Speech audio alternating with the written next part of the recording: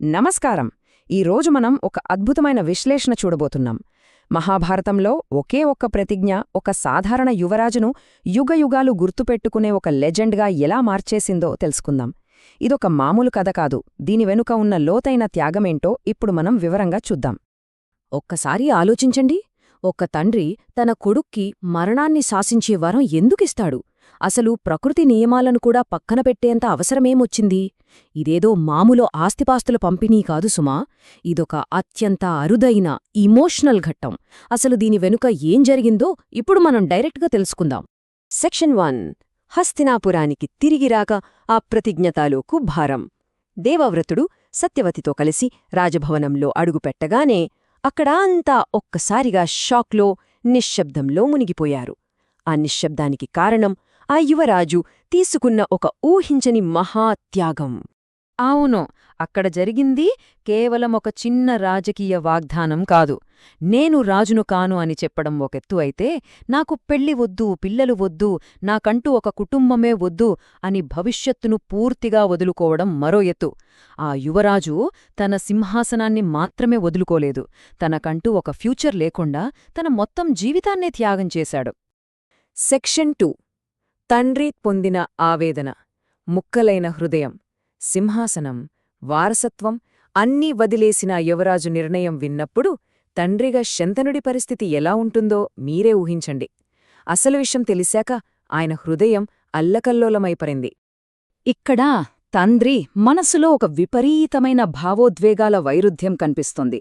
ఒకవైపు చూస్తే తనకోసం కొడుకు చేసిన త్యాగానికి, ఆ భక్తికి శంతనుడికి అంతులేని గర్వమనిపించింది. కాని మరోవైపు తన స్వార్థం కోసం, తన ఆనందం కోసమే కదా కొడుకు తన సొంత భవిష్యత్తును నాశనం చేసుకున్నాడు అనే భరించలేని గిల్ట్, ఆ అపరాధ భావం ఆయన్ని లోపలినుంచి కుంగదీసింది. సరిగ్గా అదే సమయంలో భీష్ముడు తన తండ్రితో అన్న మాట, తండ్రి ఆనందం కంటే నాకు గొప్పది ఏదీ లేదు. ఎంత పవర్ఫుల్ స్టేట్మెంట్ కదా! కాని ఈ ఒక్క మాట శంతనుడి గుండెను పూర్తిగా ముక్కల్జేసింది. తన కొడుకు చూపించిన ఈ అన్కండిషనల్ లవ్ శంతనుడి చేత ఒక కఠినమైన, ఎవరూ ఊహించని నిర్ణయం తీసుకునేలా చేసింది. ఇక్కడే మనం మూడో భాగానికి వచ్చాం. ఇచ్ఛామరణ వరం, ఒక దివ్య బహుమతి. శంతనుడిలో కట్టలు తెంచుకున్న దుఃఖం, కొడుకుపై ఉన్న అపారమైన ప్రేమ, ఈ రెండు కలిసి సృష్టి చరిత్రలోనే ఒక అతిపెద్ద అద్భుతానికి దారితీశాయి. ఇంతటి త్యాగానికి బదులుగా ఏమివ్వాలి అని ఆలోచించి ఆయన ఒక దివ్య వరాన్ని ఇవ్వాలని డిసైడ్ అయ్యాడు. మరి ఆ వరమేంటో తెలుసా? ఈరోజునుంచి మరణం కూడా నీ అనుమతి లేకుండా నిన్ను తాకదు. శంతనుడు తనకున్న దివ్యశక్తితో ఏకంగా మరణాన్నే కంట్రోల్ చేసే పవర్ను తన కొడుకుకిచ్చాడు. ఒక దుఃఖంలో ఉన్న తండ్రి తన కొడుకు చేసిన మహాత్యాగానికి గిఫ్ట్గా ప్రకృతి నియమాలను, జనన మరణ చక్రాలను సైతం పక్కన పెట్టేసి ఈ అపూర్వమైన వరాల్ని ప్రసాదించాడు. అసలు ఈ ఇచ్ఛామరణం అంటే ఏంటంటే, తమకు ఇష్టమొచ్చినప్పుడే మరణించడం. ఒక వ్యక్తి తన మరణ సమయాన్ని తానే స్వయంగా డిసైడ్ చేసుకునే ఒక అద్భుతమైన పవర్. అంటే దీన్ని బట్టి చూస్తే ఒక సాధారణ మానవుడు తన చావును తానే శాసించగలిగే ఒక సూపర్ హ్యూమన్గా మారిపోయాడనమాట. అయితే ఇక్కడే మనకొక పెద్ద డౌటొస్తుంది. అంటే భీష్ముడు అపరాజేయుడు అయిపోయాడా? దీన్ని సింపుల్గా చెప్పాలంటే అవును, 100%.